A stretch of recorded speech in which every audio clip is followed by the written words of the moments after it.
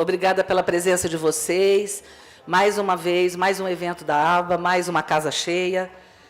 Queria muito agradecer o tempo que cada um está investindo para estar aqui com a gente hoje, para conversar um pouco sobre a nossa indústria.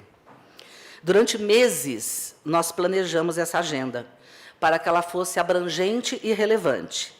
Nós vivemos um momento atual, todos sabemos, de transformação acelerada da mídia, e certamente todos nesse auditório compreendem a necessidade urgente de reciclar conhecimentos, de compartilhar e disseminar conhecimentos. Por isso, estamos certos que esse ABA Mídia 2018 acontece numa hora bem estratégica. Nós vamos hoje conversar sobre engajamento, consumo de conteúdo, os impactos provocados pelos meios digitais e tantos outros assuntos. Nós estamos rodando o Brasil esse ano para compartilhar informações e dialogar com outros centros que não apenas São Paulo e Rio. Estamos trazendo para a mesa e para o palco outras entidades, veículos, agências, fornecedores de marketing, enfim, todos conversando sobre tudo. Já estivemos em Salvador esse ano, em Porto Alegre, Recife e Brasília. Nós já realizamos aqui nesse palco o ENA, em junho desse ano, e também o ABA Cannes Insights 2018, by GoEd, lá no auditório da ESPM. Nós temos pela frente ainda Belo Horizonte, Rio de Janeiro e o ABA Summit, que encerra o nosso ano, também aqui no Unibis Cultural, no dia 23 de outubro. Estão todos convidados. A ABA vai comemorar o ano que vem 60 anos. Nós estamos olhando para frente. Nós queremos realmente mobilizar o marketing para transformar os negócios e a sociedade. A realização deste ABA Mídia 2018, nosso 7º evento do ano, é o 7º evento do ano, serão 10 em 7 capitais. Ou seja, muito já fizemos e muito ainda faremos, porque com vocês realmente a gente faz a diferença. Eu aproveito para agradecer e dar as boas-vindas àqueles que estão nos acompanhando remotamente neste momento via streaming. Peço agora que suba ao palco para fazer a abertura oficial desse evento o nosso presidente da ABA e diretor de marketing do McDonald's, João Branco. Por favor, João.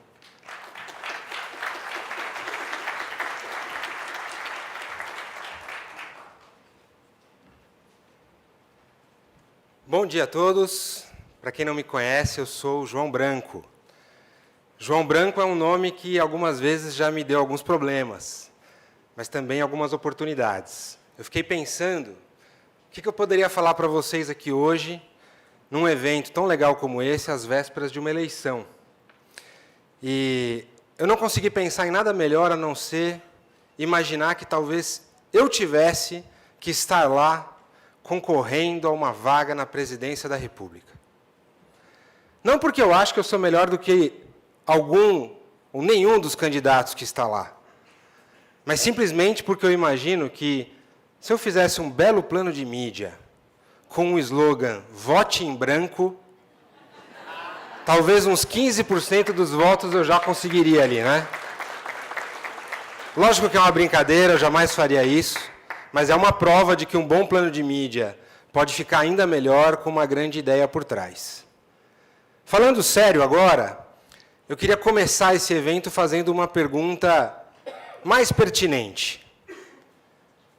Você conhece capivara?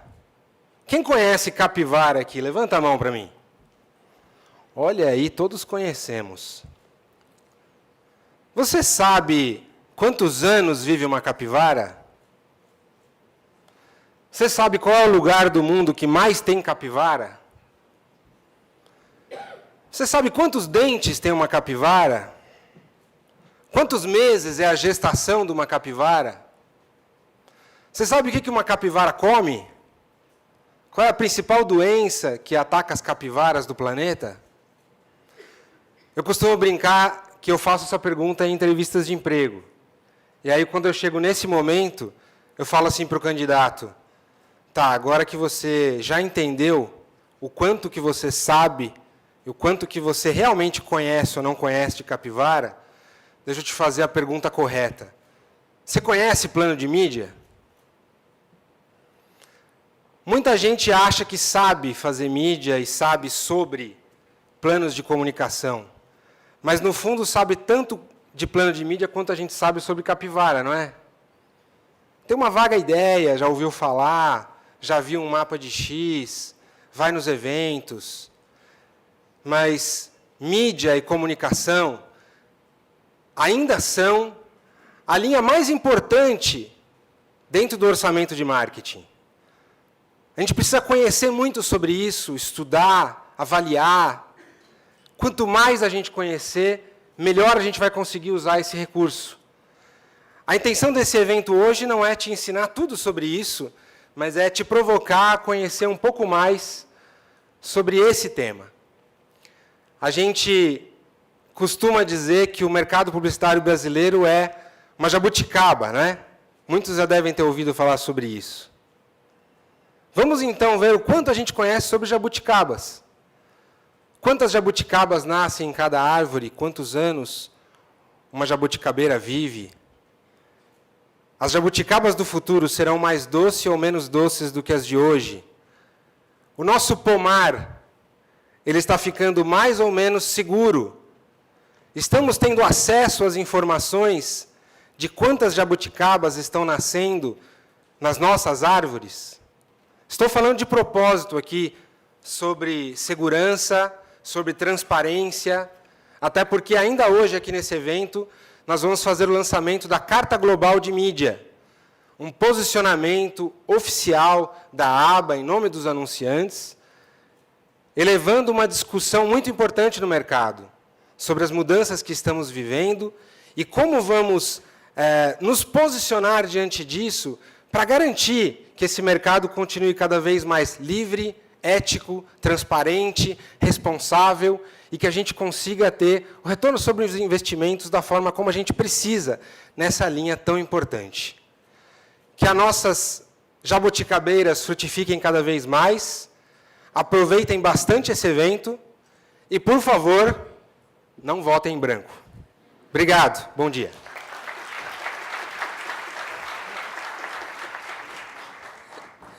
Obrigada, João. Neste momento, então, nós queremos destacar e agradecer os nossos patrocinadores que viabilizam este evento. Eletromídia e Globo, com a cota Ouro, Google, com a cota Prata, Banco do Brasil, Bradesco, Facebook, Grupo RBS, Cantor, Ótima e Predicta, com a cota Bronze, Band, Ipsos e UOL, pelo patrocínio do Welcome Coffee, e agradecemos a Comscore, Eletromídia e Tuned, com o apoio da cota personalizada. Então, nós vamos dar início, então, ao primeiro painel da manhã, cujo título é Personal Media Mix, a nova configuração do consumo de conteúdo.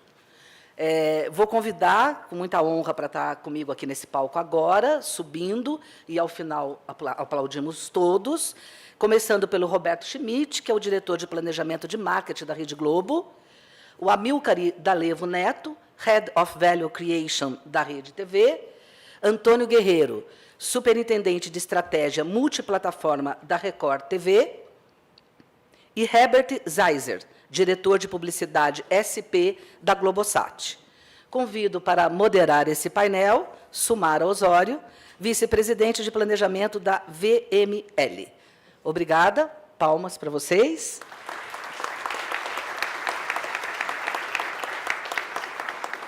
Roberto, começamos com você, né? Obrigada.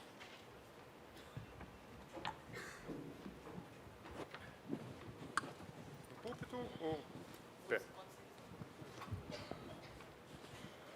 Assim eu ando um pouquinho. Bom dia, gente. Todo mundo me ouvindo? Gente, é um prazer estar aqui. Então, um tema super interessante, muito importante a gente discutir, essa questão do consumidor, da escolha do mix de comunicação, do mix de mídia dele. E vis-à-vis com o olhar do conteúdo. Parece uma coisa muito simples, né? Um olhar fácil da gente perceber disso. Mas eu acho isso super complicado. E eu vim aqui para tentar trazer uma reflexão, para que a gente juntos aqui olhe isso de um jeito diferente. E acho que o legal desse painel, e agradeço a Sandra por essa oportunidade para a gente conversar, é olhar isso de um jeito diferente. Para olhar isso de um jeito fora da caixinha, eu lembrei de um artigo que eu li no começo do ano. No comecinho do ano, saiu no Exame esse artigo, falando sobre VUCA e os milênios. Não sei se alguém aqui já teve contato com esse tema de VUCA.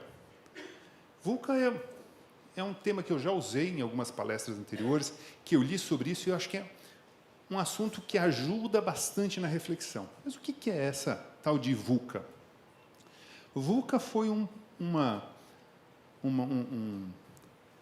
acronismo vindo do lado militar, que surgiu pós-Guerra Fria. O que acontecia no momento da Guerra Fria? A gente tinha uma polarização muito fácil de ser entendida. O que acontecia? Você tinha os americanos e os seus aliados, e os russos e os seus aliados. Então, havia, apesar dessa loucura de Guerra Fria, uma estabilidade. Você tinha o lado dos Estados Unidos e o lado da União Soviética. Quando caiu a União Soviética, surgiu um momento de desequilíbrio, de incerteza. E os militares falaram o seguinte: agora a gente está vivendo um momento VUCA, que é um momento de volatilidade, de incerteza, de complexidade e de ambiguidade. Então, nesse olhar que veio de uma reflexão militar, a gente pode trazer isso para o nosso universo da publicidade. Por que eu digo que o nosso movimento, no nosso instante hoje, é volátil? Se a gente olhar as nossas empresas, e as maiores empresas, segundo Standard & Poor's, têm vivido menos. O lifespan das empresas tem diminuído. Se a gente olhar as empresas brasileiras, metade das empresas brasileiras dura menos que 4 anos. Então, a velocidade de mudança é muito rápida. Tudo é muito volátil. Se a gente pensar no mercado de comunicação, quais dessas empresas perderam relevância, desapareceram? Alguém lembra do sucesso, do gigantismo que tinha um Second Life? Do papel super relevante para a gente que tinha um Orkut? E do valor milionário pelo que foi pago um MySpace? Desapareceu. Volátil, muito volátil. O que sobra? Sobram boas histórias. No momento de volatilidade, boas histórias, bom conteúdo sobrevive. Então, acho que esse é um aprendizado. Incerteza. Claro que todos nós gostaríamos de ter uma bola de cristal, de saber como produzir bons conteúdos, saber o que vai acontecer na eleição, né? Saber o que vai acontecer com o Brasil, mas é difícil saber o que vai acontecer no futuro. E mesmo pessoas muito, muito capacitadas têm dificuldade de olhar num futuro relativamente próximo. Se a gente pensar, Steve Ballmer da Microsoft diz o seguinte: olha, o iPhone não vai dar certo. Há 10 anos atrás, 11 anos atrás, ele disse: não tem chance de um iPhone dar certo, de ter participação significativa de mercado. A Wired, esse artigo saiu recentemente, saiu esse mês, e eu achei muito bacana compartilhar com vocês, porque a própria Wired olhou para trás e disse o seguinte: olha, nos nossos últimos 25 anos, a gente olhou quantas previsões a gente fez, quantas a gente errou.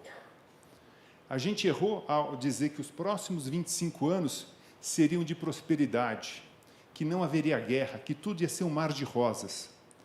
A gente errou ao olhar para trás e dizer que o sistema Linux ia mudar o mundo. O sistema aberto da Linux ia mudar o mundo. A gente errou. Então, é difícil prever o futuro. Então, com muita pesquisa, muita sintonia com a sociedade, conhecendo o nosso consumidor, entendendo de comunicação, a gente acha, talvez, um caminho mais fácil de trilhar esse futuro, mas ainda com muita incerteza. Ele é complexo. Facilmente a gente entende essa complexidade. Todos nós, hoje, estamos envoltos num momento de complexidade. Se a gente pegar esse cubo mágico, para cada lado que a gente olha, a gente vê de um jeito diferente. Se a gente pensar como uma função na produção de conteúdo, quantas e quantas variáveis estão disponíveis?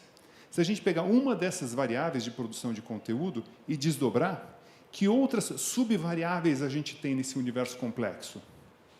Se a gente virar o cubo agora e pensar no ponto de vista do consumidor, que outras variáveis aparecem? Então, cada vez que a gente vira, a gente olha do lado do consumidor, do lado do anunciante, do lado do fornecedor, cada movimento do cubo traz uma complexidade diferente. No nosso lado, a gente está tentando abrir esse espaço de complexidade, buscando outras plataformas de comunicação. Ambiguidade. Facilmente a gente entende, além de complexo, tudo é muito ambíguo. Como é que é ambíguo? Se de um lado a gente tem uma abundância de conteúdo, quem aqui não sente a escassez de tempo nas escolhas? Eu não tenho tempo para consumir tudo que está disponível. É ambíguo. Se eu tenho movimentos de curadoria de conteúdo, do outro eu tenho gente produzindo conteúdo totalmente falso, fake news. Se de um lado eu tenho ferramentas de educação altamente sofisticadas, e eu tenho uma população com pouco acesso à educação. Faço uma pergunta só para a gente refletir.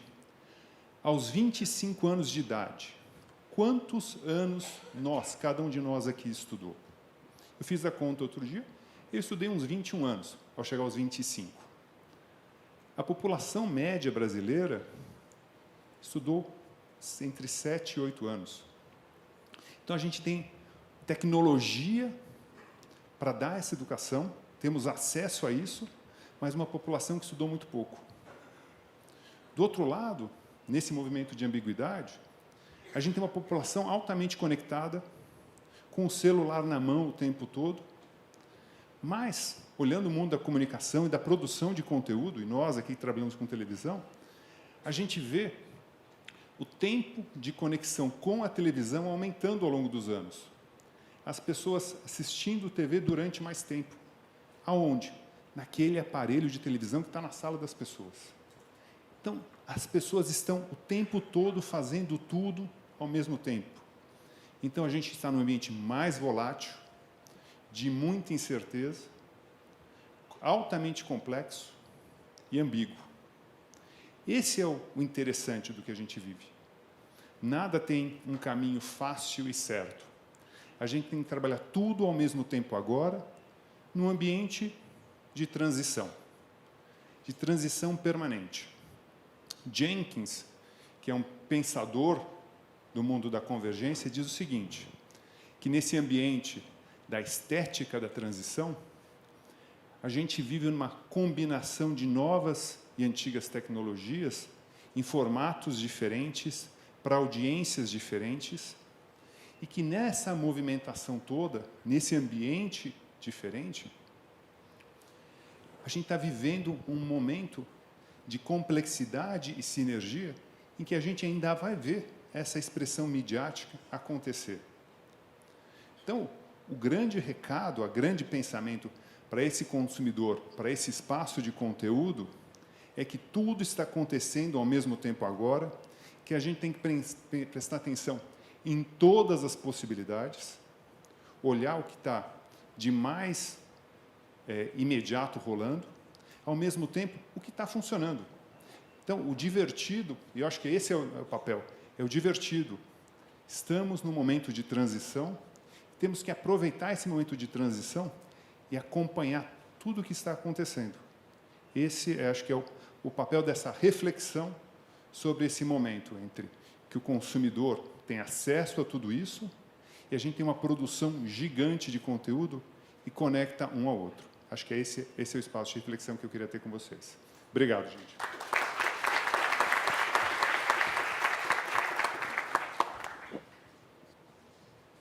Bom, primeiro, Sandra, João, obrigado pelo convite, né? Eu acho que é muito legal a gente falar de mídia mix, consumo de mídia diferente, né? Eu acho o seguinte, essa complexidade que o Roberto falou, ela é muito legal, né? E assim, isso é muito divertido. Acho que o final da frase é legal, é divertido. Quer dizer, se tem uma máxima, é tire o S da crise, crie, né? E nós estamos num momento de criar e entender esse consumidor de mídia, né? Quando a gente pega, eu vou para uma máxima um pouquinho mais atrás. Henry Ford falou há mais de um século, né, que o consumidor não sabe o que quer. Quem leu o livro do Steve Jobs, o Steve Jobs falava isso, o consumidor não sabe o que quer até que a gente mostre para ele. Acho que essa é a nossa função, nós trabalhamos com marketing, né? Quando a gente fala um século depois, a gente sabe mais ou menos o que o consumidor não quer, né? Então, o cara que nasce hoje, ele não quer perder tempo, ele não quer ser incomodado, e ele não quer falsas promessas, esse cara quer verdade, né? O momento da rede social é um momento interessante porque todo mundo ganhou um microfone, né? Todo mundo fala o que quer, todo mundo fala o que bem entende, né? A gente vive hoje um tempo de eleição, que eu acho que é um tempo bem diferente, né? Onde realmente a gente vê a opinião desses caras no dia a dia, né, Renato? Tudo bom contigo?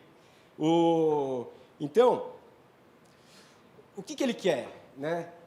Relevância e transparência. Nós que estamos do lado de cá produzindo conteúdo, e eu acho que esse é o grande desafio de todo mundo, né? Quem faz marca, quem faz comunicação com esse cara, o grande desafio é como que o meu conteúdo vai ser relevante para esse cara no fim do dia, né? Esse é o grande desafio no mundo complexo, no mundo multimídia, né? E para a gente fazer isso, né? O conteúdo ser relevante, a gente tem que primeiro entender com quem que a gente está falando. Depois a gente tem que entender que momento que nós estamos falando com esse cara. E depois nós temos que entender o estado de espírito desse cara, né? Tem uma pesquisa da Times Inc. muito legal, que ela fala o seguinte, o mesmo indivíduo, ele muda a sua plataforma 27 vezes por hora, né? Porra, ele muda muito, desculpa o palavrão, eu falo palavrão pra caramba, né? Então eu acho o seguinte, né? Com isso daqui, nós que produzimos conteúdo para esse cara, mudou muito a nossa forma de atuar, né? Quer dizer, eu vou falar com esse cara de manhã, à tarde ou à noite. Qual que é o estado de espírito desse cara? Teve uma palestra em Cannes muito legal, que o cara estudou o mesmo indivíduo em diferentes plataformas. E ele falava, olha, quando tem um conteúdo na internet, esse cara ele tem um comportamento ativo, ele senta na cadeira para frente, ele dá skip, ele dá search, ele muda de canal. Quando esse cara assiste a televisão, passa um break de 8 minutos e ele não trocou de canal. Que interessante, é o mesmo cara. Só que o comportamento em plataformas diferentes é diferente. Então, a gente tem que entender isso quando a gente produz conteúdo lá atrás para esse cara. O conteúdo precisa ser relevante e a gente tem que fazer um entendimento nosso para poder vender, para poder agregar a nossa marca e para manter aquele cara fiel, que é uma missão cada vez mais difícil, né?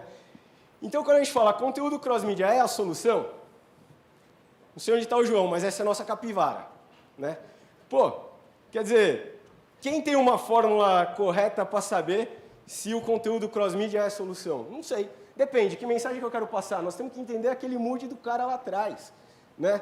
Assim a gente vai produzir conteúdo para esse cara e nós vamos ser efetivamente um conteúdo com relevância para o camarada, né? E eu acho que essa é a missão de quem faz conteúdo e esse é o momento complexo que a gente vive e que a gente precisa ter uma imersão em dado, análise de dado, banco de dados, KPI, e entender, e testar, e errar, e testar de novo, e errar, e testar, e errar, e só assim a gente vai conseguir ter cada vez mais relevante para esse cara. Pensando nisso, eu não sei quem viu, mas no começo desse ano nós criamos a Peanuts. Peanuts é uma empresa no grupo só para gerir ativo digital, né? É muito legal os experimentos e as coisas que nós estamos conseguindo com as plataformas digitais, né? A gente acredita que o mundo cross-mídia ele é um mundo de oportunidade, né? E aí nós fizemos, o mês passado, o maior debate multiplataforma já feito no Brasil. Nós fizemos Rede TV, Isto É, UOL, YouTube, Facebook e Twitter. Com uma experiência muito legal, porque esse, obviamente, é um conteúdo relevante, quer dizer, quem não vai almoçar aqui não fala de política no tempo de hoje, né? Fala da pesquisa do Ibope, do Datafolha, do BTG Pactual, do XP Investimentos, e esse é o assunto mais relevante no Brasil hoje em dia, né? E é muito legal porque, no imediatismo, nós tivemos uma relevância muito grande na televisão, né? Só que ele continuou relevante por umas 2 semanas nas outras redes sociais. E a experiência que o cara teve quando ele assistiu um conteúdo desse daqui foi muito bacana, porque ele teve mapa de calor, acompanhamento de hashtags nas redes sociais, qual que era o candidato mais falado, quem se deu bem, quem se deu mal. E eu acho que está mudando um pouco a forma da gente pensar em fazer conteúdo, né? Esse foi um case muito bacana que a gente produziu esse mês, né? E aí, quando você olha a Peanuts em tempos de crescimentos exponenciais, essa é uma companhia exponencial, né? Quer dizer, quando a gente começa a aplicar aquilo que a gente vem estudando, você vê que você sai de quase nada de view em dezembro, que a gente tinha 200 mil subscribers, para, se Deus quiser, hoje chegando em 6 milhões, com uma média de 450 milhões de views mês, já batemos 650 milhões em julho, né? Então, pô, isso daqui é entender o que o cara está consumindo de mídia. Isso daqui é entender o que eu coloco na televisão, faz sentido para a televisão. Mas para eu subir na internet, ele tem que ser pensado para a plataforma. Quando a gente pega influenciador, fala, pô, legal, esse cara tem 30 milhões de subscribers no YouTube. E se você colocar na televisão, dá traço de audiência. Agora, se o cara for um cara engraçado e você falar, opa, esse cara tem relevância para a televisão, vamos pensar num formato dele para a televisão e ver se arrasta de lá para cá e de cá para lá, né? Isso é muito a nossa coisa. E nós temos uma fórmula mágica para isso? Não. A gente erra muito, né? Mas a gente está fazendo. Então, quando você olha aqui embaixo, né, nós estamos já há quase 6 meses, nós somos os top 5 canais mais relevantes no YouTube e os top 100 no mundo, né? Essa é uma fotografia, na verdade, essa fotografia é de 3 dias atrás, nós estamos em 29º no mundo, hoje nós somos 27º no mundo no YouTube, né? Então, a gente está bem feliz com o que a gente está conseguindo fazer nessa empresa, pensando em branded content, pensando em KPI, pensando em como que subir vídeo, quantos vídeos, o time view. Ah, uma informação importante. A gente normalmente sobe vídeos pequenos no YouTube. A gente pensa a plataforma do YouTube para vídeos pequenos. O debate eleitoral, a gente subiu ele na íntegra e o time view em médio daquele conteúdo foi de 1h30, né? Então, porra, esse é um conteúdo relevante, né? Um dado interessante. E aí a gente começa a fazer isso aqui para a televisão, a gente teve um aumento de audiência de 40% do ano passado para esse, né? Com alguns experimentos. Então, por exemplo, fizemos uma parceria com a ESPN e trouxemos a Premier League. Pô, colocamos o Fred para comentar. Repercussão nas redes sociais, muito legal. Quem não sabe, Fred é do Desimpedidos, o maior canal de YouTube de futebol do Brasil, tá? E aí, quando você fala em transparência, eu acho que esse é um caso que aparece muito, né? Fake news, né? Porra, o cara que quer verdade, ele tem que acreditar no que ele vê, né? Então, quando você pega um elenco de caras com credibilidade para contar notícia para ele, com certeza isso daqui tem relevância para o cara, né? Eu acho que essa é a fase que a gente está fazendo. Eu estou correndo porque 10 minutos para mim, você sabe que, Sandré, eu falo para chuchu, né? Então, assim, pensando nisso, eu não sei, vocês viram, eu acho que eu falei aqui atrás da mídia programática que nós fizemos com a Unilever, né? Realmente um novo jeito de vender mídia, de pensar mídia, de falar com CPM, que é muito legal, porque você fala em CPM em todas as plataformas, televisão, digital e tudo mais, né? E nós fizemos uma pesquisa quali pensando no consumidor. A gente era muito perguntado nas entrevistas, pô, vem cá, e a rejeição dessa peça que você coloca no meio do conteúdo, né? Porque a gente cai em conceitos de digital quando a gente faz uma programática. Então, a gente cai em brand safety, a gente cai em viewability, a gente cai em um monte de conceito que você está acostumado a falar. E quando a gente fez uma pesquisa, é muito legal, porque o camarada que assiste televisão, ele está acostumado com a intervenção comercial. É um meio de 50 anos, né? Quando você não interrompe o conteúdo e vende uma coisa no meio do conteúdo, ele se sente respeitado. Ele acha uma comunicação ágil, dinâmica e tudo mais. Então, foi muito bacana para a gente. Mas, pensando nisso, né? O que a gente acredita? A gente acredita no mundo de performance. A gente acha que hoje a gente tem que trabalhar KPIs em todas as plataformas que for. A gente tem que entender o cara que assiste a gente. E só assim a gente vai conseguir fazer um conteúdo assertivo para o cara que está do lado de lá e a gente vai conseguir ser mais assertivo para a marca que anuncia na gente, né? Então, isso é muito o que a gente tem. Eu tenho ainda 53 segundos, vai sobrar 20, porque eu vou mostrar um exemplo de programática para vocês e acabou. Purinado quer saber o seguinte: o padre Marcelo Rossi está para Beyoncé, como o padre Fábio de Mello está para Rihanna? Muito legal. Eu estou mais para milionário José Rico. E aí?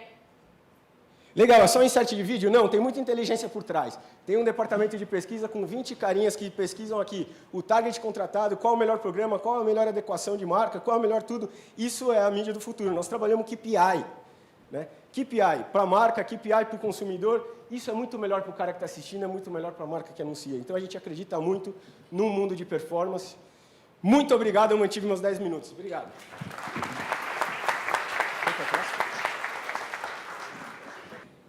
Eu ouvi uma vez as pessoas dizerem que assim, quando a gente morre, as coisas que de fato foram impactantes para a gente na nossa vida, a gente vê numa fração de segundo. Então eu tenho certeza que quando eu morrer, eu vou ver meu casamento, eu vou ver o nascimento do meu filho, mas de alguma maneira eu vou ver algum PPT, porque eu odeio PPT com todas as minhas forças. Eu odeio isso aqui. Odeio PPT, PDF, qualquer coisa, não é comigo. Então, em consideração a galera que trabalha comigo, que montou uma bela... Eu não sei nem mexer nessa desgraça, é aqui, né? E que montou aqui, eu juro que eu vou passar uns slides, mas antes eu queria bater um papo com vocês. Quando eu falo que eu trabalho com comunicação, quando eu falo... Reunião de escola do filho, né? Tem muito isso, né? Ah, o que o senhor faz? Eu sou médico. Ah, o que o senhor faz? Engenheiro. O que você faz? Eu trabalho com... A pessoa já te olha meio... Né? E fala assim, vocês estão acabando com a nossa vida. Aconteceu isso. Festa de aniversário do Luiz Alberto, amigo do meu filho. Estava eu lá, tentando comer um brigadeiro, e aí eu viro a pessoa e falo, o que você trabalha? Eu falei, eu trabalho com comunicação digital. Essa geração que não vê o céu, essa geração que vai ficar corcunda, porque só anda assim. Vocês estão acabando com a relação entre pai e filho. Você não consegue mais ter um relacionamento eu vou largar isso aqui um segundo. Na mesa de jantar, as pessoas só ficam ligadas ali. E aí eu fiquei pensando, né? Será que é tudo tão novo assim? Será que de fato está tudo tão disruptivo? Será que é tão... E aí eu vou fazer uma pergunta direta para ele. Qual foi... A gente está muito mergulhado em rede social, né? Todo dia, né? A gente vai lá, olha já no Twitter de manhã quais são as notícias, depois vai para o Facebook, depois vai para o Google, faz não sei o quê, mas qual foi a primeira rede social que cada um daqui conheceu? Primeira. ICQ? Não foi aqui. Às vezes revela a idade, não pode também falar tanto assim. ICQ, qual foi a primeira rede social? Assim? Orkut? Quem mais? Ninguém quer falar uma antes, né? Vocês sabem qual foi a minha? A Dona Adélia. A Dona Adélia era fofoqueira da minha rua. Década de 70, Santos, São Paulo, Rua Prudente de Moraes. Eu morava no 47, ela morava no 54. A Dona Adélia, ela passava o dia no batente da janela dela. E a única coisa que a Dona Adélia ouvia eram 140 caracteres. Porque era, você viu que a Joaninha saiu com o Joãozinho? Tal, que era o tempo que ela ouvia da pessoa passando na frente da janela dela. Ela virava para trás, falava para a filha, ela xereava, né? Ela ia lá e falava, olha, ela espalhava aquilo dentro da casa dela. E uma vez por semana ela ia ao salão de beleza e fazia um viral. Por que eu estou dizendo isso? Porque qual foi o livro mais baixado na internet no ano de 2017?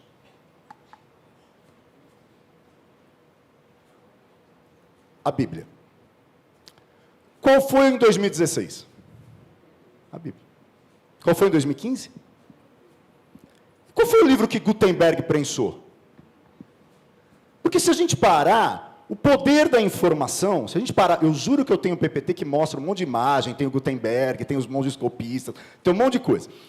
Mas eu prefiro bater papo. O poder ficava isolado lá num monte, na mão de mongescopistas que diziam para a gente o que a gente podia ler e o que a gente não podia ler. O que a gente deveria ter acesso como informação e o que a gente não deveria ter acesso como informação. E chega um cara, seu Gutenberg, e cria uma tecnologia. Ao criar a prensa, ao criar o tipo móvel, nada mais fez do que ferramentar. Ele ferramentou e deu acesso a muita gente. E ele ferramentou a Bíblia. 2018 é a Bíblia. 2017, 2018 eu não sei. 17, 16, 15. Por que eu estou dizendo tudo isso? Porque, gente, o ser humano é gregário. A gente vive em bando. A gente vive em grupo. A gente sempre viveu numa sociedade em rede. O que acontece é que a gente ferramentou de acordo com uma tecnologia e criamos redes sociais. Tudo isso para dizer que de Gutenberg a Zuckerberg a coisa não mudou tanto assim.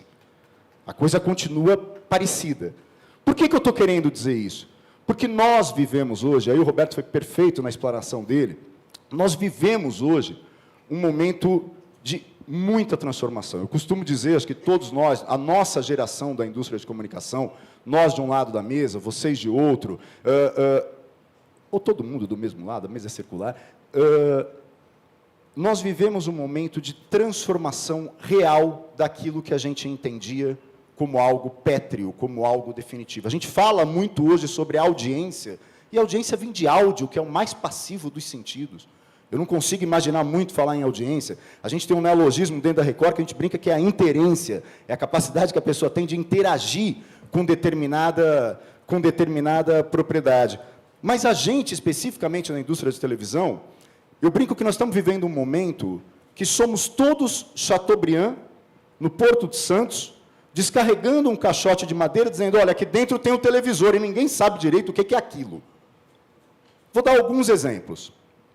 Eu vou falar um pouquinho aqui da nossa estrutura, para compartilhar com vocês, mas quando a gente fala de OTT, de over the top, quando a gente fala de servir um comercial, de servir uma ação publicitária num aplicativo que traga a programação da tua emissora, na hora que você vai para break, você usa o break da televisão? Você faz o simulcast, ou seja, você usa o sinal do broadcast no broadband? É uma escolha. Você suspende o break da televisão e coloca um outro break exclusivo para broadband. Se você fizer isso, o slot continua sendo de 30 segundos? Ou a gente vai usar um bumper ad? Vai usar um de 6? Ou mais, se o meu break tem 6 minutos e meio, eu suspendo tudo aquilo e faço uma ação de branded content de 6 minutos e meio? Quem me responde isso? Tentativa e erro, tentativa e acerto, tentativa e tentativa. É isso que a gente vive todos os dias. É natural que a gente olhe todos os movimentos. A gente olha o movimento da Netflix, a gente olha o movimento da Amazon Prime, a gente olha o movimento dos nossos amigos da Globo, do Globoplay, a gente olha o movimento do Neto na Rede TV, a gente olha a Globosat, a gente olha como... Está um aprendendo com o outro o tempo inteiro. E de que maneira a gente procurou juntar toda essa gama de informações dentro do Grupo Record. Hoje a gente tem 312 pessoas trabalhando só em multiplataforma no Grupo Record, divididos em 5 unidades multiplataforma. A mais conhecida delas é o R7.com, que completa o ano que vem 10 anos, tem 70 milhões de visitantes únicos mensais. A gente criou, o Neto estava falando aqui, muito bacana da iniciativa da Peanuts. Nós temos uma Content Network, a Acelere, com mais de 100 canais administrados pelo Grupo Record hoje. Cria, administra, impulsiona, comercializa canais. Que canais são esses no YouTube? Canais das nossas propriedades, dos nossos programas, dos nossos apresentadores / influenciadores e de gente que não tem absolutamente nada a ver com a nossa programação, mas é uma unidade vertical, P&L próprio, rede de operação própria. Primo Rico, por exemplo, é um bom exemplo de canal de educação financeira, que não tem nada a ver com a Record, mas que é um canal Acelere. Nós temos a Record Hub, que é responsável por todo o nosso licenciamento de marca. Então, os produtos físicos que nós fazemos, o musical dos 10 Mandamentos, as exposições que nós fazemos pelo Brasil inteiro, quem cuida é a Record Hub. Nós temos com a turma da Engage Go, que é a nossa agência de social media, todo o nosso trabalho de transmídia. Nós somos vencedores 3 vezes do Short Awards, que é o Oscar das redes sociais, a primeira com Breaking Bad, A Química do Mal, a segunda com o Programa do Porchat, a terceira com Dancing Brasil. E agora a gente lançou o Play Plus, que é o primeiro marketplace de conteúdo em vídeo on demand e live streaming, numa parceria nossa com a ESPN, com o Play Kids, e agora, a partir da próxima semana, com outro grande grupo de comunicação chegando. Eu vou aproveitar os últimos 60 segundos apenas para mostrar que tudo isso que eu falei estava nos slides aqui. Então, acho que aqui a gente tem os números do R7, senão minha equipe depois vai ficar muito chateada comigo se eu não mostrar. Por favor, eu peço essa gentileza de vocês. Então, a gente tem aqui, como eu acabei de falar, da Engage Go, com mais de 66 milhões de fãs no Facebook, mais de 190 milhões de seguidores em todas as redes sociais. Tudo que a gente faz no dia a dia. A Acelere, com mais de 100 canais administrados no YouTube. Todas as nossas ações que fizemos nesse período inteiro, a Record Hub com os licenciamentos, o Play Plus, como eu acabei de dizer para vocês. A gente tem uma área horizontal de Data Science, olhando muito de perto os dados para poder oferecer, com mais de 40 ferramentas de BI, a melhor assertividade, e temos uma área unificada de projetos entre todas as áreas comerciais para identificar as oportunidades para vocês. 5, 4, 3, 2, 1. Obrigado a todos, bom dia. Valeu.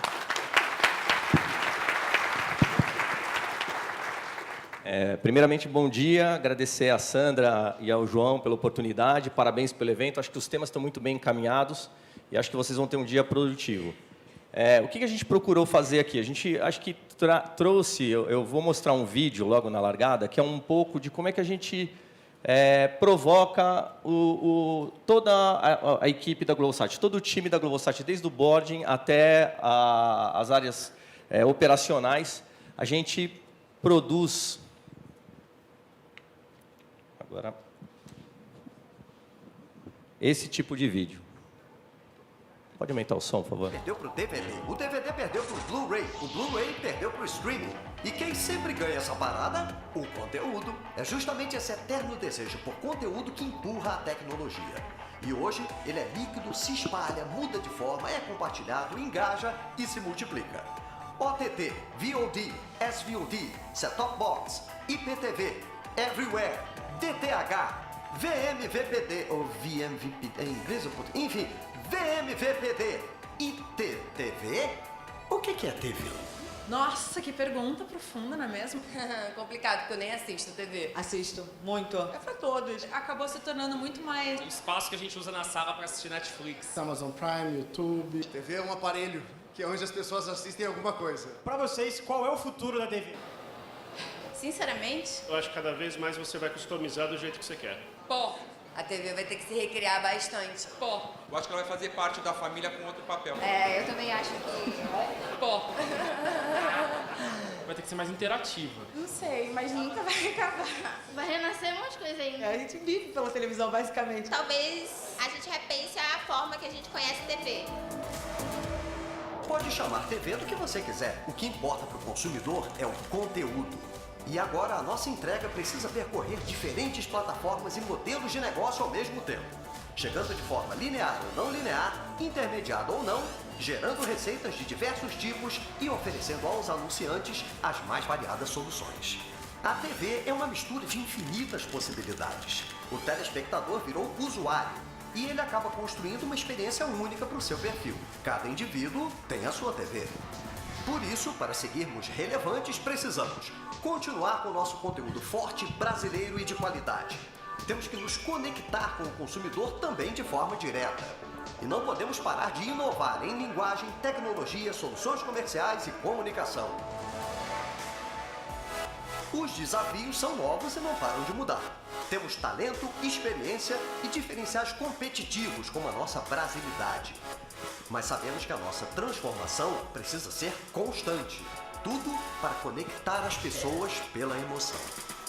Então, acho que o Guerreiro foi muito feliz quando ele colocou que as coisas estão mudando, mas não tanto, né? Na realidade, o que elas estão acontecendo, a velocidade da mudança está aumentando, mas o próprio nascimento da TV por assinatura, dentro de uma configuração de mídia que você já tinha no passado, já trazia uma mudança dentro dessa configuração, desse ambiente.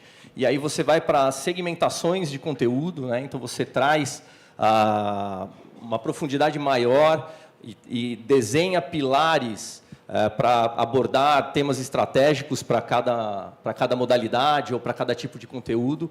E você vai, nesse caminho, aprofundando cada vez mais. Então, a gente vai abrindo mais canais, cobrindo mais eventos, tendo mais direitos. Então, aqui eu estou pegando um exemplo só do Sport TV, mas essa dinâmica ela acontece para todos os outros canais, para o GNT, para o Multishow. A gente procura ter esta visão para todos os canais.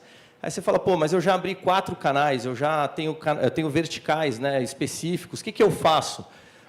Você acaba indo para uma cobertura onde você expande essa interatividade para usar outras plataformas como o mobile, né, que foi o que a gente fez em Rio 2016. Tudo isso pensando e planejando uma narrativa, porque essa narrativa ela não pode se perder nessa construção de plataforma, ou seja, o conteúdo ele tem que fazer sentido para quem está assistindo, não importa a tela, né? Então, acho que esse é a grande chave, porque a gente sempre tem que pensar em como a gente gera esse engajamento, né? Na realidade, o telespectador, ele é o grande...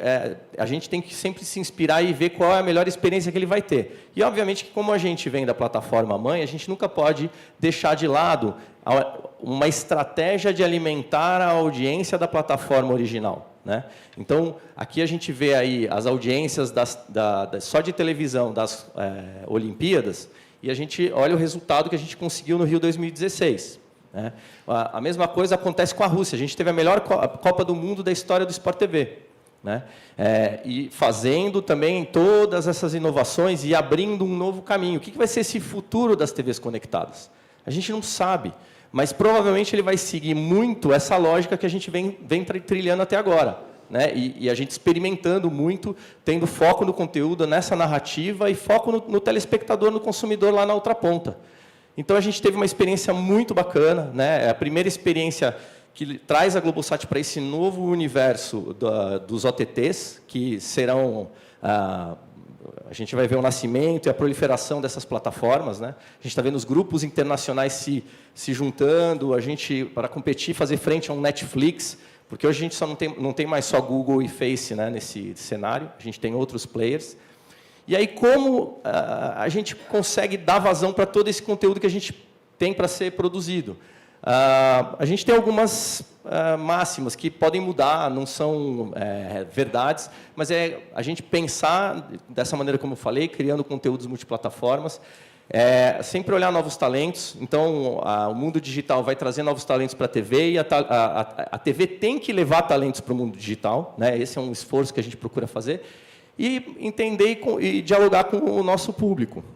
A gente vem fazendo coberturas do Prêmio Multishow já em várias plataformas, isso é meio default, né, do que a gente está vendo no mercado. Há uns 2 anos atrás, a gente começou a fazer uma transmissão em segunda tela, e a gente falou, mas o que a gente pode fazer para aumentar e melhorar a experiência de consumo? No Lollapalooza desse ano, a gente produziu 4 lives dentro do evento, abordando temas como entretenimento, moda, música e humor. E daí nasceu uma 5ª live para o Masthead do Bradesco. Foi o primeiro projeto que a gente fez junto com o Google. Sentamos nós, Bradesco e Google, usando inteligência para criar uma narrativa diferente e alimentando todas as plataformas, sem tirar audiência de uma para outra, mas sim gerando uma audiência positiva para todas elas. E aí está a prova. A gente teve aumentos em audiência, tanto no linear quanto no não linear. Quando a gente olha o consumo de horas, isso é uma medida que a gente olha muito dentro da Globosat. A média do Multishow, em média, ele tem 3 a 4% da sua quantidade de horas consumidas em plataformas digitais. No Lollapalooza, a gente conseguiu fazer isso ir para 10%. E a gente teve 15% de aumento no linear. E o mais importante, a gente tem, obviamente, todo mundo sabe, o grande desafio da plataforma da televisão é com o público jovem. Nesse evento, a gente conseguiu 39% na TV, o público até 25 anos, 70% no YouTube, e o mais legal é que 82% nas nossas plataformas proprietárias, digitais. Então, isso prova para a gente que a gente está acertando nessa forma de criar esse diálogo. Todo mundo fala muito de dados, né? Eu acho que assim, a gente tem uma estratégia hoje para a gente construir dados, mas, principalmente, a gente trabalha em cima de criatividade, sensibilidade e insights. É assim que a gente produz conteúdo. O conteúdo ele está muito mais ligado a coisas que vão acontecer ainda para conseguir chamar a atenção do público do que coisas que já aconteceram. Então, quando a gente olha só para dados, a gente está vendo muito comportamento passado. A gente precisa meio que prever um pouco o futuro. Né? E aí, por isso que a gente começa uma nova forma de compartilhar todas as pesquisas que a gente tem feito para desenvolvimento dos nossos programas através de uma plataforma chamada Gente. Hoje a gente tem lá 28 estudos e pesquisas que já estão disponíveis para todo o mercado, todo mundo pode acessar isso. A última que a gente está divulgando agora no mercado é a Meia Palavra, que é uma pesquisa feita pelo GNT. A gente está com uma pesquisa feita sobre o tema diversão com Multishow, que deve ser a próxima. E aqui a gente consegue inspirar e trabalhar com o mercado de uma maneira colaborativa, né? Ou seja, a gente abre esses temas para o mercado poder trazer esses questionamentos e a gente sentar junto e debater. Por isso que a gente criou um lab também para conversar e construir isso em conjunto com todos vocês, né?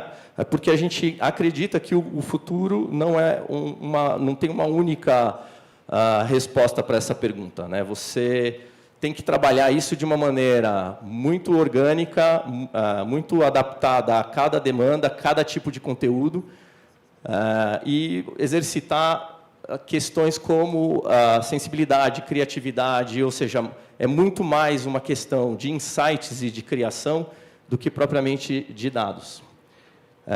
Consegui milagrosamente fazer em 10 minutos. Obrigado, meus contatos, muito obrigado pela oportunidade.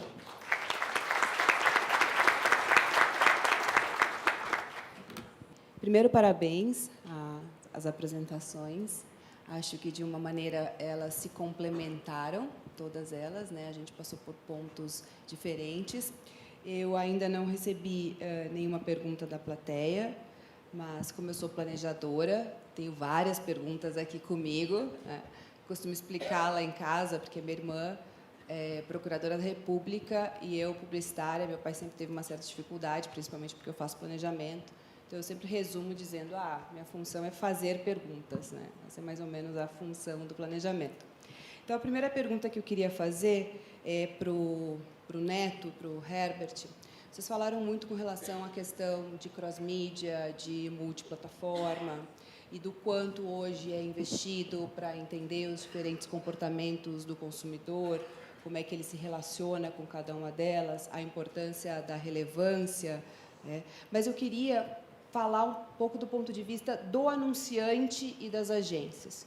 Então, como é que vocês enxergam e o quanto vocês estão satisfeitos hoje com o nível de entendimento, com o nível de mensuração e com o nível de retorno, né? E principalmente de integração das audiências das diferentes plataformas? Como é que a gente entende aquilo que a gente está comprando, se o que a gente está comprando realmente é integrado ou se existe um overlap entre as audiências. Então, eu queria falar um pouquinho sobre a questão da multiplataforma, mas sobre o ponto de vista do anunciante, das agências, como é que a gente faz para comprar ou para entender uma audiência que hoje é fragmentada e fazer isso de um jeito integrado. Acho que é muito boa pergunta. Na realidade, eu acho que todo mundo está batalhando e correndo atrás disso, né? Então, todos os institutos de pesquisa, todas as plataformas de tecnologia e os próprios veículos estão tentando levantar essa informação. Obviamente que o ecossistema está se aperfeiçoando, e isso vai, com o tempo, ganhar uma eficiência. Mas a gente acredita que a melhor maneira é a gente mudar a forma de fazer, né? Então, o ideal hoje é a gente compartilhar esses dados, né? A gente sentar na mesa e a gente discutir juntos esses KPIs, até o próprio Neto mencionou isso, estabelecer metas conjuntas e a gente ter mais transparência. Dessa maneira, como a gente está distribuindo todo um know-how, porque essas 28 pesquisas tiveram um investimento muito pesado para serem feitas. E se vocês chamarem a gente vai lá e apresenta essas pesquisas. Eu acho que também tem que ter um movimento contrário, para a gente, de fato, ir atrás de um objetivo onde está todo mundo querendo melhorar os resultados, né? Então, eu acho que essa coisa de ter um terceiro ou um quarto que vem e te mostra a receita, todo mundo tem que sentar e tentar fazer junto, construir de uma maneira... E aí, acho que isso vai se moldando, né? Acho que, e também, essa é uma forma. Eu acho que vão aparecer outras formas dessa mensuração. Você tem já estudos feitos lá fora e que estão cada vez ganhando mais relevância. Tem uma questão, para que isso funcione, de uma infraestrutura perfeita, né? Para que você consiga fazer esse monitoramento, banda e tudo mais. Então, eu acredito que a visão da gente se juntar e a gente debater em conjunto, ela pode ser a médio prazo mais eficiente, né? Trazer resultados mais mensuráveis. Eu acho que essa questão ela é muito legal. O ser humano ele tem uma tendência de ser apocalíptico, né? Então, você pega o seguinte, nasce a televisão, fala o rádio vai acabar. Nasce a internet, a televisão vai acabar, né? Eu acho que hoje, e até os cases apresentados aqui, eles mostram que todas as plataformas elas se somam né? E quando bem utilizadas, elas se potencializam, né? É o caso de fazer 1 mais 1 virar 4, 5, 6 e tudo mais, né? E aí eu vou contar um caso nosso, né? Como nós somos uma empresa de tecnologia, né? Nós não somos um broadcaster tradicional, nós viemos de tecnologia. Lá atrás, em 2007, quando lançou o iPad, a gente fez um aplicativo maravilhoso, a gente amou, que era um negócio seguinte: você assistia a RTV no iPad, né? E aí o cliente, ele anunciava no iPad, era uma máscara clicável. Quando você clicava naquele negócio, você continuava vendo a televisão em wipe e você era direcionado para o URL do cliente onde ele queria, né? Pô, quer maior integração do que mídia do que essa daqui? Só teve um problema. O iPad foi lançado em 2007. O mercado não estava preparado para absorver essa tecnologia, né? Hoje eu acho que quando a gente fala de novas tecnologias, e aí é uma realidade hoje nas empresas, quer dizer, as grandes empresas hoje têm mesas de compras de mídia programática, né? Hoje, quando você senta com o cliente, que eu acho que foi uma parte da base da pergunta, né? Hoje o cliente está acostumado a trabalhar KPIs, né? Hoje o cliente está acostumado a comprar e saber, ó, vem cá, o meu custo de lead em cada plataforma é X, né? E nós que estamos do outro lado fazendo essa venda, a gente tem que começar a entender, e eu acho que aí foi muito legal a apresentação do Herbert para contar o case, por exemplo, de Copa do Mundo da Rússia, né? Foi bem bacana esse case com a Sport TV, né? É nossa missão começar a entender isso daqui e moldar o nosso negócio para que faça sentido para a marca, né? E eu acho que hoje a gente encontra um mercado muito aberto para que isso aconteça. Não só do lado do anunciante, mas do lado da agência, né? Hoje a gente junta para entender, ó, beleza, o que eu tenho de relevância nas minhas plataformas, né? Quais são os meus canais de YouTube, o que eu posso oferecer na televisão e o que efetivamente faz sentido para que eu altere aquele KPI do cliente que fez aquela compra. Eu acho que hoje é um trabalho muito mais profundo do que você vir com um caixotinho e fechar uma mídia para aquele cara. O que a gente percebe em algumas experiências no mercado é que muitas vezes a gente compra a audiência da televisão e acaba, de verdade, ganhando a audiência do VOD, porque como ela não está contabilizada na audiência total da televisão, aquele número ele vem, dependendo do formato do que você comprou, um merchandising, etc., quando aquilo vai para o YouTube, você acaba não contabilizando, né? Ou mesmo, de alguma maneira, o anunciante recebe isso de graça dentro da sua estratégia. Eu, particularmente, acho que isso vai acabar, né? Eu acho que, antigamente, a gente falava, legal, vende a televisão e leva de graça o digital, né? Ou beleza, a gente faz um streaming no digital. Eu acho que, com a mensuração de cada plataforma, cada vez mais você vai saber exatamente o que você está comprando e nós, do lado de cá, vamos ter o dever de te integrar aquilo que você compra, né? Eu acho que um KPI ele tem um sentido por causa disso, né? Ele é uma via de duas mãos, né? Ele não é mais uma via de mão única. E eu acho que esse é o caminho que nós estamos olhando aí para toda a mídia e convergência de mídia, né? Obrigada. E se precisar que eu pare de falar, você me avisa que eu paro, tá? Bom, tem uma pergunta aqui, não tem nenhum direcionamento, então eu vou dirigir.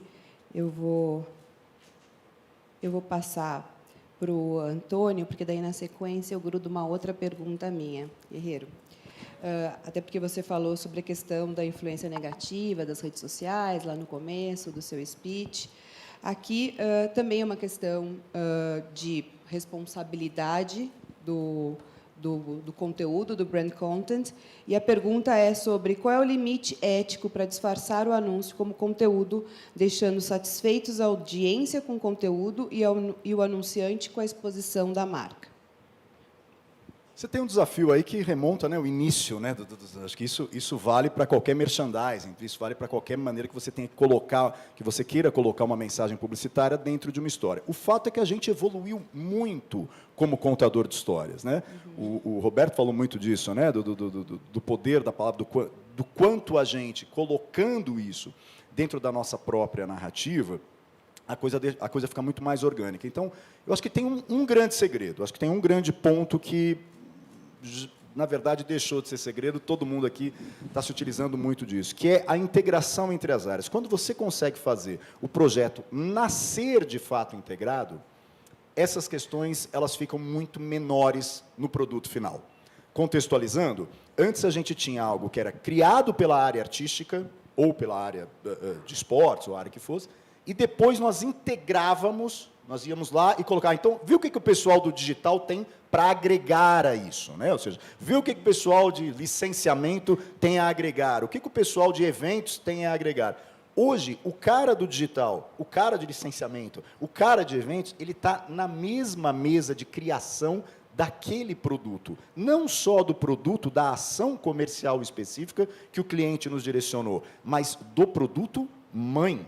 Então, hoje, e eu falo isso pela Record, mas eu tenho certeza que isso também acontece nas outras emissoras, nós temos mesas de criação em que, quando se está pensando, num primeiro momento, num quadro para um programa feminino, quando se está pensando num novo núcleo numa novela, quando se está pensando numa nova forma de comunicação no jornalismo, todas as áreas estão ali no momento da gênese, no momento da criação. Então, é o momento de você levantar a mão ali na hora da tua colaboração e falar, espera aí, mas se a gente tiver uma demanda de mercado para isso, se a gente fizer por esse caminho, vai ficar muito mais fácil. Então, os produtos estão nascendo de uma maneira muito mais colaborativa, de uma maneira muito mais, de fato, multiplataforma nas emissoras. Isso tem ajudado muito com a questão não somente ética, regulatória, e de mercado mesmo, e de resultado. Aí falando dos KPIs, como o Neto tem falado tanto aqui. Então, quando a gente leva para a mesa de criação a cabeça do anunciante, fica muito mais fácil lá na frente a gente, de fato, conseguir entregar algo real, não uma pré-ocupação de ética, mas uma ocupação com a ética disso tudo. Uhum. E que traz um propósito muito maior para o brand content, né? Que vai no sentido de realmente talvez ser uma das melhores ferramentas para você construir o propósito de uma marca, para você defender uma causa, para você informar, para você educar, para você tentar diminuir o gap educacional que a gente tem hoje no Brasil. Ele permite que as marcas tragam algum tipo de função para a sua comunicação, além da informação a respeito de produtos e serviços. Exatamente. E que gera mais até do que o retorno do investimento, o ROI, o retorno do engajamento, que é ainda maior. E do que você está construindo para o equity, do que você está construindo para a própria sociedade, e para as pessoas que são impactadas. Eu tenho uma outra pergunta aqui da Risa Soares, falando sobre a NBC Universal lançou recentemente um novo break comercial que ele chama de Prime Pod. Ao invés de vários comerciais no break, ela oferece somente 2 espaços de 60 segundos. Vocês acham que isso melhora a experiência do anunciante, da audiência? Isso representa uma maneira de fidelizar os anunciantes na distribuição de brand content, onde as plataformas digitais ganham cada vez mais relevância? E eu queria fazer essa pergunta para o Roberto e queria aproveitar para conectar a sua visão com relação à volatilidade. O que é o futuro do comercial de 30 segundos? Legal, Sumar. Eu acho que é interessante, a gente já tem um bom tempo, essa é uma ferramenta que está disponível para o mercado há um tempo legal, é o break exclusivo. A gente já oferece isso há um tempo, que o anunciante vai ser o único dentro daquele intervalo comercial em diversos programas. Então, mais exclusivo, mais perfeito para aquele intervalo a gente não tem. Mas a gente fez uma experiência recente, a gente fez quase um branded commercial break recentemente, que foi assim um reinventar do intervalo comercial, que foi um sucesso, foi tão engraçado. Na nova novela da Sete que está no ar, O Tempo Não Para, não sei quem acompanhou, no segundo capítulo, os personagens foram descongelados. Os personagens vieram do século XIX, foram congelados dentro do iceberg e foram descongelados no século XXI agora. O que a gente fez? E aí, pegando o que o Guerreiro falou, a gente leu os capítulos e encontrou, na gênese dos capítulos, uma oportunidade. Era o seguinte, olha, se os personagens vão ser descongelados, eles estão sendo estão resfriados, eles vão ser aquecidos, eles vão precisar ser trazidos para essa realidade quentes. Então, que tipo de anunciantes, que tipo de marcas podem existir naquele momento? O que a gente fez? A gente criou um break temático, um intervalo comercial exclusivo para marcas que queriam falar de aquecimento, ou de recongelamento, ou de congelamento, ou de resfriado, porque as marcas, os personagens estavam frios, estavam gelados. Incrivelmente, foi uma reverberação nas mídias sociais fantástica. O que a gente fez? Exclusivo para marcas que tinham que falar sobre esse conteúdo, dessa forma. A gente fez um frame especial E é uma ressignificação de um break comercial. Então, acho que é assim, escolher a forma correta, no produto correto, você tem uma conexão fantástica. Então, essa seleção de o que falar, com quem falar, aonde falar, o intervalo comercial tem uma sua função fantástica, a inclusão das marcas dentro do conteúdo tem a sua forma de ser trabalhada.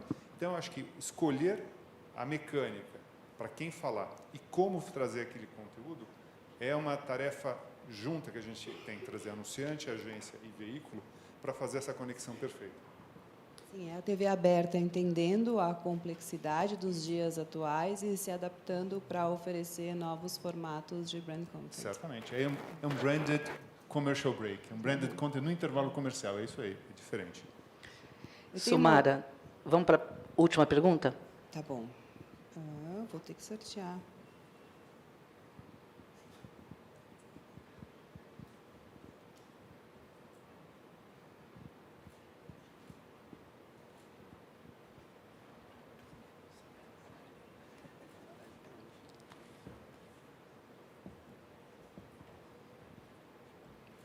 Vamos falar pouco, então, sobre...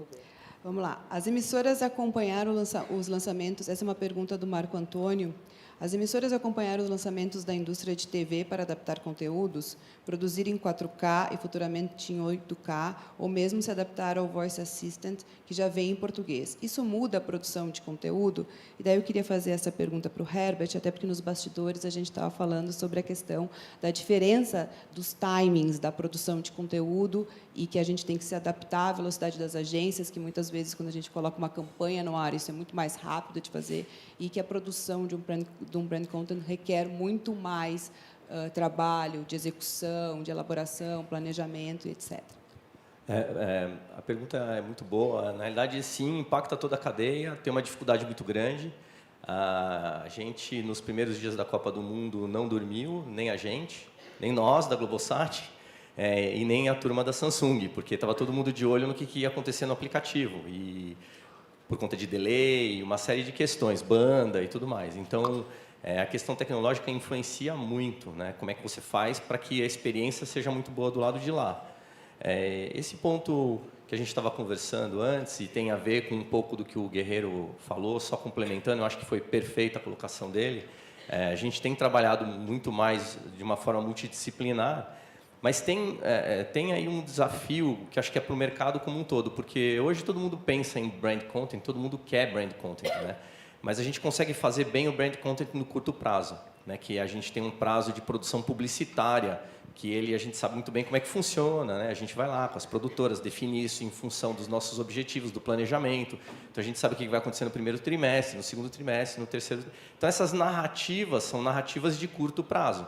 Quando a gente fala de brand content mais elaborados, né? Então a gente vai para narrativas de programas de televisão, então a gente pensa numa temporada nova de um Papo de Segunda ou de um Saia Justa, a gente faz o tempo de preparação disso é completamente diferente. A gente está 8, 9 meses antes da estreia do programa pensando em qual que vai ser essa narrativa, como é que a gente vai trabalhar, que assuntos, como é que isso vai repercutir e reverberar. Então, vocês terem um planejamento de que assuntos e territórios vão ser abordados, para que isso, no médio e longo prazo, se cruze com o que os veículos vão produzir e sentar na mesa para debater sobre esses temas, é muito saudável.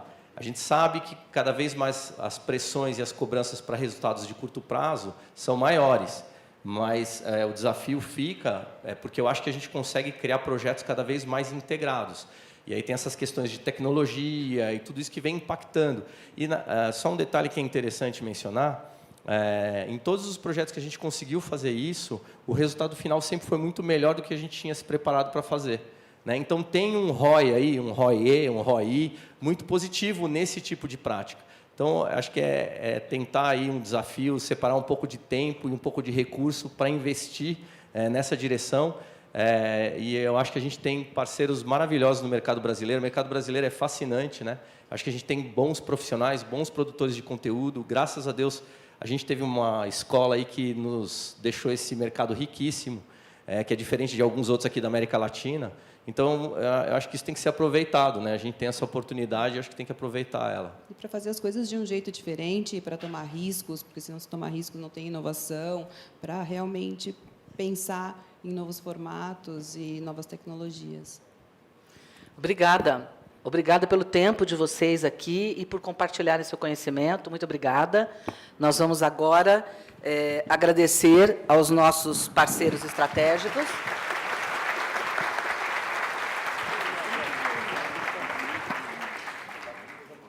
Para que a aba consiga fazer 10 eventos em 7 capitais, nós precisamos de gente que acredita na gente. Então, eu queria contar para vocês quem são essas empresas.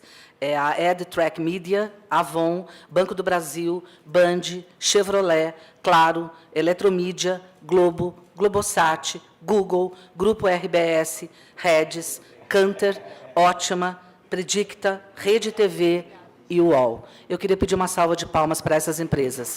Obrigada.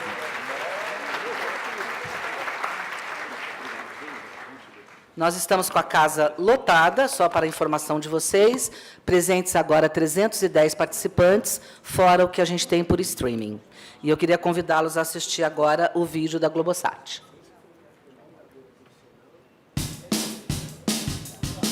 Como é que é? Já está no intervalo? A gente tem que fazer! Não vai dar tempo de fazer tudo antes de voltar. Ir ao banheiro, responder às 759 mensagens do grupo do WhatsApp. Escovar os dentes, fazer networking no corredor, tomar café. Você pode substituir o café por um chá de alcaçuz com ginseng siberiano. Ou de repente por um happy hour mais tarde, né, galera? Queria agradecer a Crane, Globosat e JC Deco pelo Coffee Break de daqui a pouco. Ele terá um intervalo exato de 30 minutos, por isso conto com vocês para voltarem dentro de 30 minutos. Não se esqueçam de levar seus cartões de visita e seu coração aberto para abraçar os amigos, conhecer novos amigos. Esta aqui é uma oportunidade também para isso. Voltamos em 30 minutos. Obrigada.